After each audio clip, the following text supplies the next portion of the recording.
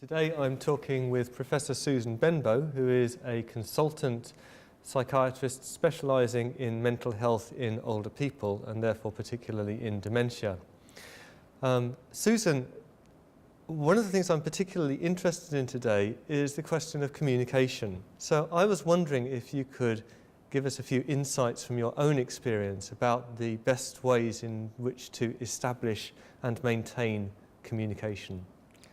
Okay, I think one of the most important things is to know something about that person and to know something about their life history. And that'll help us quite often to understand what's happening to that person, perhaps when they might be showing behaviours that other people are finding difficult. If we can understand the things that happened at key moments in somebody's life, then that can help us to understand how their behaviour is changing as they start to suffer from dementia. I think it's understanding that, maybe also understanding their occupational history, because sometimes people in particular circumstances, it's reminding them of things from the past and it's bringing out behaviours from when they were employed. What about communication through the senses? How do people use their senses when they're suffering from dementia, and how can you use that as a way in? Well, if we know about people and we know things about their past, we'll know things like this, maybe that they particularly liked music, particular sorts of music that perhaps can be used, perhaps that they, I don't know, they were a gardener and they liked flowers and perhaps the scents of flowers and things like that. So you can bring in smells and things from the past as well. And some places have multi-sensory rooms as well, where you can introduce all sorts of additional elements into a person's management. So there's all of that too. So there's a whole range of possible tools that you could use in order to establish and maintain communication.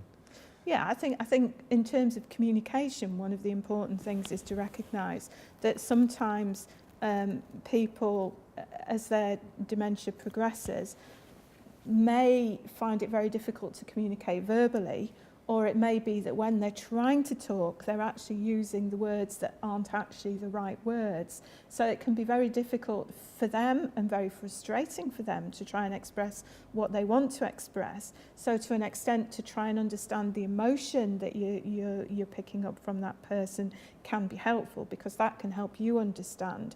And also to, I think, to spend time with the person as well, trying to read between the lines and work out what it is that that person is trying to say, perhaps not always verbally, perhaps sometimes by their behaviour and their actions as well.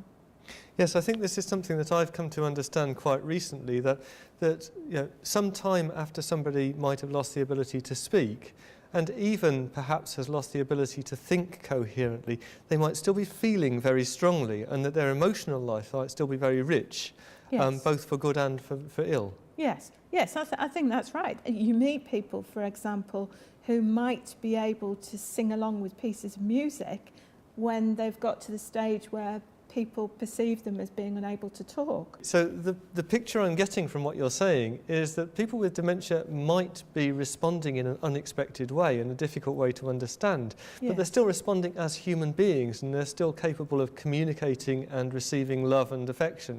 Would that be a fair...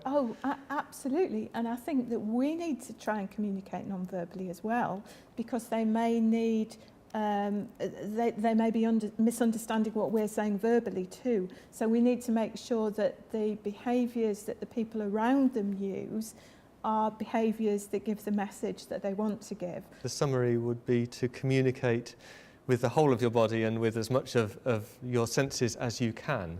Yes. Because some of it will get through. Yes, I think so. And to also be prepared to spend time.